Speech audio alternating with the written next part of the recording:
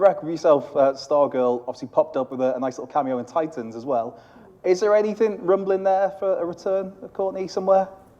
Well, that was actually kind of a setup for if we would have gotten a fourth season. Jeff Johns, the creator of Stargirl, he had such a wonderful idea, and our fourth season would have been a limited release of very particular, each episode a different crossover. Unfortunately, that didn't happen, but that was kind of setting up for that. Mr. Superman and Lois over here, we met when I was filming in Vancouver, and we are totally manifesting that Stargirl makes a little cameo on Superman and Lois, and I've brought it up to Jeff, and I'm doing everything in my power to get back in that super suit. Awesome, awesome. And with yourself, Mr. Superman and Lois, you have a fourth and final season on the way. Things have been lifted a bit. What can you tell us about what we can expect from that finale, that season? Well, it's interesting because I always love being in a spot where I know just as much as the fans, which is where I was for quite some time. It was a strike, and I had no idea what I was doing with my life for a while. We didn't know if there was going to be a fourth season. I can say confidently now I finally know more than you guys. In that we read episode 1, and it's absolutely phenomenal. I really like the plan that they have. Still waiting on the full debrief call. But in regards to Brec's participation, we've been manifesting and maybe requesting a little bit here and there that she comes on. So yeah, it's gonna be cool. I can't wait. It's been a crazy journey. I started this thing kind of out of the gate with high school. I booked it right before COVID hit, and my life has been completely different ever since. So concluding that almost feels like, in a weird way, finishing college. But you know what I mean?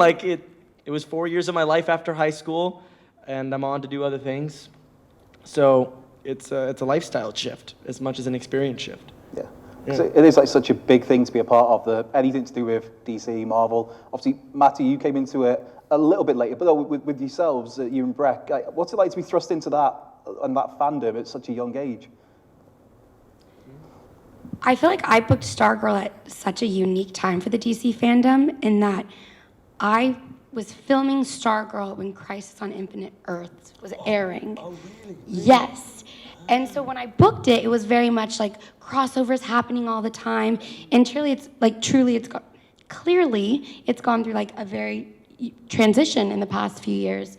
So it's not necessarily what I expected in that sense, but I also didn't expect to get to come to conventions like this and meet such wonderful people. So it's exceeded my expectations in a lot of ways, and then just been different in others.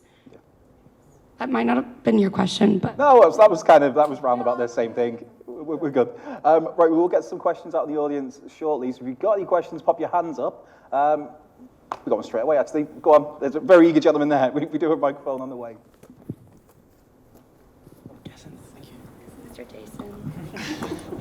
Hi, Stargirl, Constantine, and Superman Lois, for me, were the best written, produced, and acted shows in the DC universe. If your characters were to appear in your other shows, like if, say, Stargirl popped up in a Constantine story or to Superman and Lois, that sort of thing, how do you think your characters would react to the very different worlds? Because your shows had very different tones at times, and how would they react to meeting the other characters in the other worlds? Okay, I'm maybe about to sound like an idiot, but I'm pretty confident a different universe Stargirl was in DC Legends. Am I crazy for thinking that? No, they did a bit with the Justice Society early on in Legends, but yeah. Yeah, that was before. Yeah, before Matt was in there. Was on the show, I think. But I thought that. I thought that as well. Yeah. But you know what's funny is I always thought from starting Constantine on his own television show on NBC, and then him popping up in Arrow, and then the one episode of Legends I did, and then he was in Flash, and he was in all the crossover stuff as well. But I always felt like John Constantine was introduced in 1985 on an episode, an issue, of Swamp Thing. And then in 1987, he got his first comic book run and became a huge, huge hit on the Vertigo series.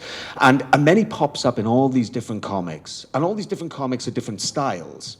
So when they talked to me about doing Legends, I was like, this show's so wacky and out there. How does John Constantine fit in? And then I was like, well, it's like him popping up in another comic. So the DNA of the character is exactly the same, and you keep one foot in that, but you do adapt to the style of the show a little bit. So Legends was a little bit lighter, whereas my Constantine was more kind of darker and grounded. But I felt like it was him popping up in another comic book and another issue of another comic book, you know. And I think with John, you could put him anywhere, you know, like with the Justice League Dark stuff and that I've done, you know, the way he interacts with Superman, you know, and Batman, and he calls them the men in tights, you know. He's like, sit down, Batsy. Do you know what I mean? I just love his wit with that, you know. You got all these like superheroes, and he's in the back smoking a cigarette, going, all right, mate, yeah. Do you know what I mean? It's just like you could drop him anywhere, and he'd be okay. And you know, he'd adapt his style a little to whatever that TV show or comic book would be, but the DNA of the character would always be the same. So I was always really interested in that, you know, after I started doing the animated stuff and interacting with characters that I didn't in the live action, like Deadman and Batman and Zatanna.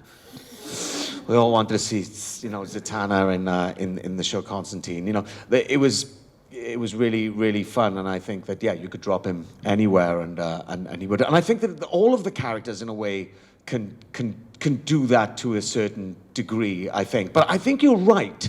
Like, yeah, before I was on Legends, wasn't there was a Stargirl, right? You could probably tell us. And I did watch Legends before I came on the show, but there's so much in my head that I can't more of like really a remember. grizzled, seasoned Stargirl, like been at it a few more years at the Justice Society of America, early doors in Legends. Right. So there was one there. There was one there. Yeah.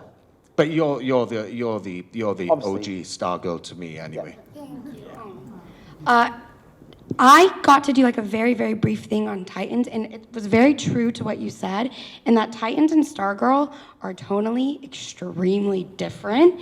And when I showed up, I started to try to like lean more into it, and Jeff was on site. He's like, no, just be Stargirl, because it's so interesting seeing this like innocent, no cursing, like just be thrown in with these rough and tough and it was fun to get to like mix those. And that's what's great about Constantine, you know. He turns up and he like walks into the wave ride. He's like, you sit down, you come over here. Oh, I'll have you for a night. Do you know what I mean? Everyone's like, who's this guy? Do you know what I mean? And that was one of the most terrifying things as well, you know. So I think that for actors, when they go on as a guest star on a television show, it's a terrifying thing, especially when a show's been on the air for a while. Everybody's got a rhythm, everybody knows each other. And with a character like Constantine, he's so brash and brazen, you know. He walks into the room and he takes over a lot of the time. And, you know, as Matt, I was like, oh, these actors are going to think I'm a dick. Do you know what I mean? Because he's like walking in and like taking control of the whole room. And it was a big thing to do, but it was a lot of fun, you know. When you did Titans, did you work with Joseph Morgan? I think he played Jason Blood. No, you didn't. He's my best friend, but then, yeah. Sorry, just... Just a side conversation here really quick. I do have to say, to that point, I think when you're watching a character, and even just to your earlier point of community, I think we all relate to these characters, and the great thing about television is that we get to watch them as we grow, and they kind of grow with us, and they become a family. So when you have something like a crossover, it's a bit like that feeling you get when one friend group meets another friend group, and you don't know if they're going to get along. You know, it's that kind of thrill that you love all these people, and you hope that they're all going to love each other. And maybe if they don't, at least you can have a memory where all of your friends were in one place. I think that's why it gives you that warm, fuzzy feeling.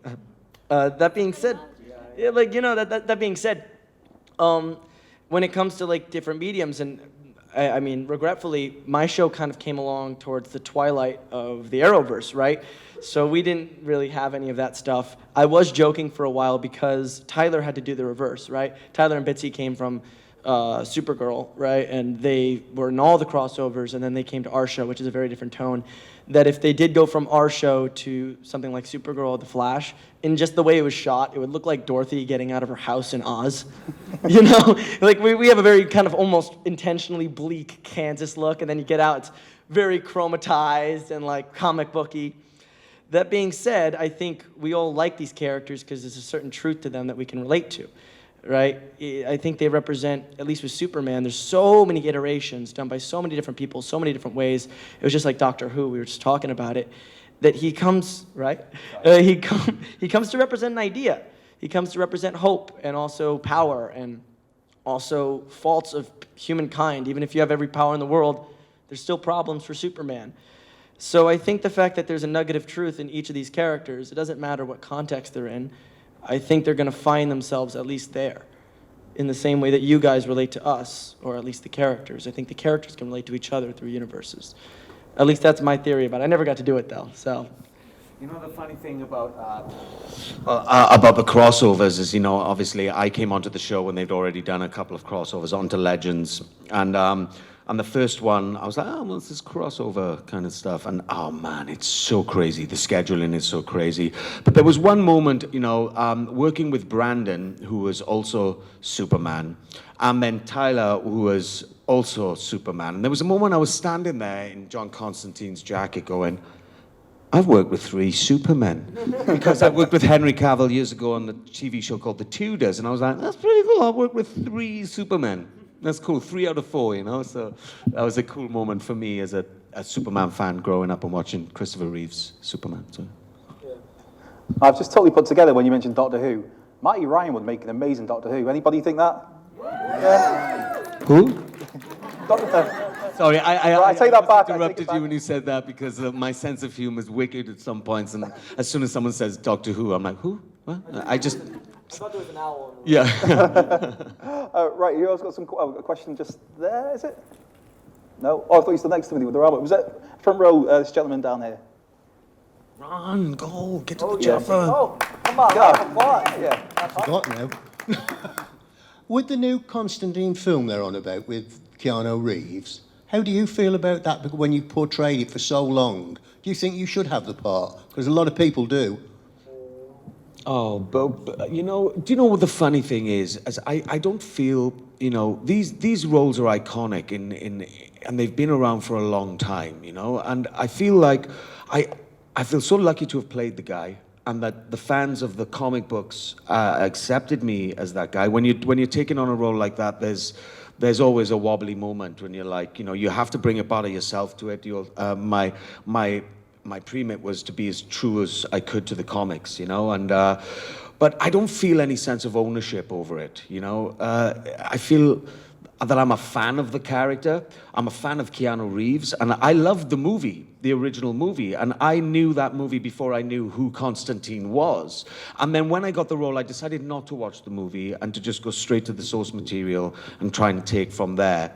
And I don't feel like there's any competition there in any way, you know. It's like, you know, how many people have played Hamlet or the Scottish guy, Macbeth, you know, like, I just feel really grateful to have been part of the canon of this guy now for the last 10 years, where hopefully I'm in the memory of you guys when the next Constantines come along, and you know, and I'm out there watching to see as a fan. Then, you know, that's not to say that, you know, I wouldn't like to play the character again. You know, as an actor, that's something that I would love to do, but we're never in control of any of these things. It's always up to someone else, and I think you have to kind of, you know, approach it with grace and kind of, you know, whatever they decide, then I'm going to be rooting for that person, and I'm going to be behind them because I love that character, and I'm sure that their choice is for a good reason. And Keanu is awesome, and I can't wait to see Constantine too, you know. So yeah, I don't feel any ownership over it at all. I just feel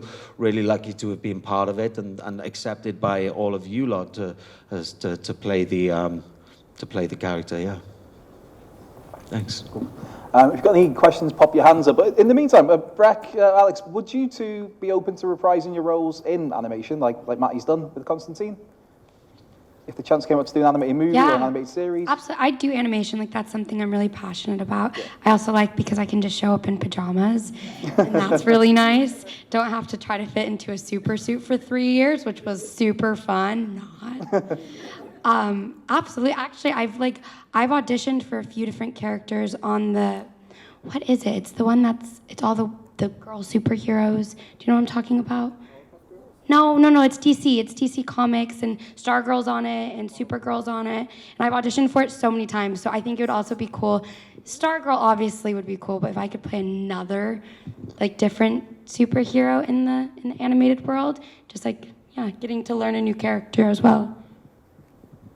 Yeah, I did animation before I actually did live action. I was in the Peanuts movie as a kid. I played Linus. Apparently, I just seem to find my way to like ancient IPs, which is amazing, between Peanuts and Superman.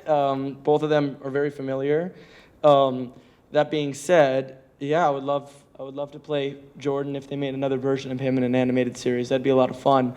More than that, it would be great to play other DC characters. I kind of got to dip into playing another character on my show when they had Zeta Rowe possess me around, and it was actually kind of funny because that episode was directed by Tom Cavanaugh, so he's over on The Flash. He plays Harrison Wells. Yeah. Yes, yeah. I keep wanting to call him Orson Welles, and I actually did it a couple times because he was directing too. That being said, when it came time to me to do that, I called him up. I was like, man, I have to play a completely different character of this old guy. I was gonna kind of almost do it like the guy did on our show, the first person to play him. And he's like, no, we're going to do something completely different. But listen, I want you to watch what I did on The Flash. Because I had to play 16 different characters, all the same, all talking to each other at once. I just imagined 16 Toms on a Skype call. Either way. So it would be great to play other characters. It's something that they do a lot. We had a lot of Bizarros on our show. I did get to play Bizarro Jordan, which is cool. It was actually my idea to straighten out my hair. I don't know if you guys saw that, but people on the set that I've worked with for 4 years did not recognize me. I don't know if you ever saw it. Like, it was ridiculous. I looked like I was in an emo band, and I was scaring everybody. Everyone thought I had a mental breakdown before they realized the hair just changed on the show. But yeah, it would be great to play other characters too, if not this one again. It's always good to get work as an actor. You get to do it, you know? It's, yeah. Oh, I'm all right. I'm good for a mic. I think you're all right for it, right? We've got down there, Harley Quinn. Hello. This is mainly for Matt, but like all of you can answer. I know you were saying about like crossovers. I'm a big Vertigo fan, and something that I wanted forever is to see John and the cast of Preacher interact. And I didn't know if there was anyone that you thought that, like whether it's Vertigo or like kind of the general DC label, like if they could interact, who would it be? You know what's funny is the production designer on Preacher was the production designer on Constantine, Dave Blass. And then he's the production designer on the new Star Trek show. He's an amazing production designer and a good friend. And yeah, I mean, like I read over time I read every single Hellblazer comic and all the new 52 and all of, you know, every single one of them. Although now in my brain there's just like this mush of the character and all these demons and all these things, because it's been 10 years. I can hardly single them out anymore now, and my brain does something very strange with them. But I love the Vertigo. I love the label because they were able to do things that they couldn't in the mainstream. You know, it's a little bit like what do they have now? It's I keep on wanting to call it Black Hand, but it's not. It's Black Label, isn't it? Where they can be a little bit more dark, twisted. And I found that Constantine was the most funny in those situations, because we all get it as Brits, like the sense of humor, the sense of wit comes like when someone's trying to chop your leg off and he's like, oh, have a chunk, mate. You know, he says something like so kind of like, you know, witty and kind of like against the grain, that when I was reading those early comic books, I was just sitting there in stitches, you know. But specifically, I can't really think. I think Preacher it's tonally, I think if you look at the end of the Constantine series, we're starting to shift into that darker tone a little bit more. And it was difficult because we were on NBC, which isn't really a comic book network. It's more of a procedural cop network, and we were on at 10 p.m. on a Friday night, which they call the graveyard of television shows. But we were always pushing to kind of make it as kind of aesthetically like the tone of the comics. And if you look at the last episode specifically, I can't remember the name of it now, the one where the girl gets kidnapped, that's taken directly from the comic when John's niece gets kidnapped. It's his niece in the comic, and we changed it a little bit. But the tone of that was like, I was like, we're starting to hit the gold here, you know? And that was the kind of tone the Preacher had. I was like, we could have done what Preacher did, man. Because for me, John Constantine swears, smokes, and Do you know what I mean? I want to see that shit. As a fan of him, So, yeah, I think that if it was kind of done in that way, it would have been perfect for a crossover. John's perfect for a crossover with so many of those things. You can drop, it's almost like he's in the background of them all anyway. Maybe that's just my image of him. Do you know what I mean? When he turned up with that blue suit and that, the trench coat in Swamp Thing, in that episode of Swamp Thing. For me, he's always kind of like in the back of all these things. He's not like the master architect of it, obviously, but he's someone who's kind of there, in my mind anyway. Are you okay? Yeah, you Yeah, okay? no, it's just my diabetes alarm going off. No, I truly am okay. Yeah. All right, okay. Well, we've probably got time for one more question. If anyone's got any, right at the front there. Heyo. You up? Scones. What goes first? Jam or cream? Okay. Yeah. Scone. Well, here's the funny thing. First, I'll start off by saying that Americans call scones scones. No. But I think they were invented in Britain. No, but the fastest thing is, if it's a scone, you can't do one of the worst jokes ever, which is, what's the fastest cake in the world? What's the fastest cake in the world? Scone. It's gone. He's like, it's really bad, but it's a bad dad joke. But what comes first, the cream or the jam? Whichever way you fancy. I like it anyway. The scone, I mean. Bad joke. Wait, which comes first or which one's better? Which one's first? Which one's better? What do you fancy? Oh, I fancy both. All scones. Scones. Now I'm like thinking about how I say it. You're done now. You can be thinking about that. Yeah. I went to high tea yesterday in Manchester. Was it yesterday that we got high tea? Seems forever ago. And definitely cream than jam. Although we don't call it jam, we call it jelly. So, what is biscuits? Is that, it's cookies. Y'all are crazy. We call biscuits. Yeah. So we call biscuits. We call what you call cookies biscuits, but you call biscuits this thing you have with gravy. No, that looks like a scone. Yeah. Scone is a biscuit. Yeah. It's so funny. When I first moved to America, I was like, there were a few like cross paths, with some of the people on set, like just about those tiny little things where people like, you want a biscuit? I was like, why would I want gravy on my biscuit, bro? Do you know what are you talking about? They're like, no, you want a biscuit? And I'm like, that ain't a biscuit. They're like, oh, you're talking about a cookie, To be fair, it is America, so putting gravy on a cookie... It probably could work, yeah, exactly. It is true. Yeah. I just got back from... I'm such a theater kid, I could probably just project. But I just got back from Greece, and everything they eat there is so healthy. So I really thought I was just gonna get, obscenely fat, just keep eating all these desserts and all this stuff. But you're just eating all this olive oil, and they live so well out there, the scone question, right? I don't think I don't really eat that many scones, to be honest. I don't know if it's like a bigger thing out here. Wait, do y'all eat scones regularly? Is that like a thing? Is it like a breakfast item? Like, you just kind of like... A tea item. When I hear someone when someone eats everything in Europe that's pretty basic seems fancy in America. Like, it goes down to like even wine, right? I was having this conversation, like, when someone prefers wine at a bar, it's almost just that idea of like, they're pretty fancy, Here in Europe, it's just, you get it anywhere. And I think the same with a scone, right? Like, if someone said I'm eating a scone, Like, be like, fancy? right, like it doesn't, even if it cost like $1, I think it would be pretty like, I think you're bougie. We're in Italy, and Aperol spritzes, like an Aperol spritz is so bougie to me. Like if you order a spritz, and not just like they're like $2, and I'm like, what in the world? That's like a soda. And I agree with what you're saying. Y'all are just fancier than us. Is basically what we're saying. Yeah. Congratulations. It is weird because we and we're just like riffing on this.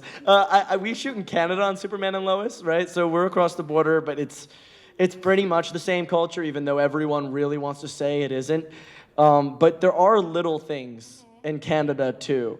But the one in Britain that really got me today is that someone came up to me and said that my panel's going to be on dentist time, and I said it didn't make any sense. No, it's tooth hurdy. I was like, all right, good for you, man. I just imagine that, like, I would not put it above a con to, like, just all of a sudden there's a dentist chair there, and they're like, all right, time for a root canal. You know, like, you just sit there. That's our next panel, by the way, like at 3:30, yeah, the dentist chair. You know, I was thinking they should do these cons for everything. Now I'm just giving away $1 million ideas. So you write this down, you guys. They should be doing cons for, like, well, first of all, athletes. Can you imagine, like, the fandom of just putting a bunch of athletes in the same room? I think it could be crazy. Like, the community there. But also, what if they did one for, like, doctors? Like, really specialized doctors. Like, you know, I'm a big fan of your work in the gallbladder. You know? Like, oh my God, that was great. I love how you handled the bile. You know? I don't know what I'm saying anymore. I don't think I even answered the question. What was it again? It was butter. It was butter or jam. Yeah, I don't know, man. That's what you need to think about. Do you ever like dunk it in your coffee? Is that like a thing you guys do out here? Like we dunk our donuts in we have a chain even on the East Coast called Dunkin' Donuts. You do dip your biscuit in your tea. Yeah. Well, you dip. Bone to pick. I have a bone to pick with England, guys. When I order coffee with cream, I want heavy cream, and they keep bringing me milk, and it's not cream. And I cannot wait to get back to America to have coffee with cream. I lived in Japan for a little while, and like I was getting better at my Japanese. But the thing is that there are a lot of times there's a whole alphabet in Japanese for you guys that are like big Japan fans called katakana, where it's just like English words in Japanese, and a lot of times it just would mismatch. So sometimes you'd get something that's like 90% there, like you'd ask for cream and you'd get milk, and you'd just be so happy that you got that far. Like there were several times in which that happened. They just like even in they use French words sometimes randomly. Like a part-time job in Japanese is arubaito o shimasu. Like I work a part-time job. I don't know. I'm just talking random stuff, but it's true. Yeah, but what's funny is like I'm from Wales, and unfortunately I can't speak my own language. That's because the English did their job. But but no. It's true. No, but what's funny is like, you know, the Welsh language, when you hear people speaking the Welsh language, there's always the English word, you know, stuck in there. It's just like, pwy ti, sit a chydid on the toilet. You know? And also, do you know what the Welsh word for microwave is? What? Poppity ping. Literally is the best thing in the world. You go, why don't you go put it in the poppity ping? You know, it's so good. I love that, yeah. You could have convinced me that was just like British slang. Yeah, no, that's what we call the microwave, the poppity ping. In Japan, you know what they call an ambulance? Kyusha. No, that's actually it. And they don't spell it out in Japanese words. They spell it out in the phonetic one, the katakana. So they literally mean the sound Q, like the sound the ambulance makes. And same with if I'm starving, it's peko peko, like peko peko. There's nothing in there. I don't know. Yeah. And you know it is interesting too, because when we were in Greece, or at least when I was in Greece, you start to like pick out little words that you can understand. Like my friend has a lot of allergies, and it'd be like allergias. So I start to think that I'm speaking Greek until I'm ordering something that's like pistachios and fish eyes, and I'm like, oh, that is not what I wanted at all. Thank you. I will eat it because it's Greece, and it turned out to be tasty anyway. But there are a lot of characters all over. The great thing about Europe too is that it's so small in that. People move, I know I'm talking so much, but people move around a lot, right? You can and it's all different languages. In the United States, it's so interesting because you start to see the development of language, just like from a linguistic point of view and dialects, because we all kind of came in one big wave, and we're all speaking the same thing, and we're all somewhat isolated. But when you're in Greece, they have such a distinct culture from, let's say, UK or even Italy right across. But when I was there, I ran into a guy that spoke English. But it's so interesting how people end up in certain places because of certain reasons. So I was sitting on top of the Olympic Stadium, and you're kind of on the ledge there, like if you fall backwards, you're dead. And we're staring over, the Acropolis is right there, and the sun is setting. It's absolutely gorgeous. And this guy with a big red bushy beard, instead of very carefully walking out on the ledge where we were, starts hopping around, and he comes up and he goes, do you speak English? And I'm like, yeah. He goes, we have to take back Constantinople. And I'm going, what? We have to take back Constantinople. And I'm thinking, he must be joking. I'm like, you know what? Yes, we do. I'll go with you. Bad idea. So I go with him, and he starts running. I'm running too behind him. I'm like, all right, I can do this. I'm from New York, you know. I can run on buildings. And we run into the woods, where he's like, okay, we have to train now. And he has this bar attached to 2 trees. And he starts doing pull-ups in the middle of the woods, and he goes, all right, now you do them while I lift. And he takes this rock, he starts lifting the rock, right? And for like a random homeless guy in Greece, he was very well read, so he starts like quoting me a lot of like Nietzsche, like the philosopher, and he starts having very interesting points of view.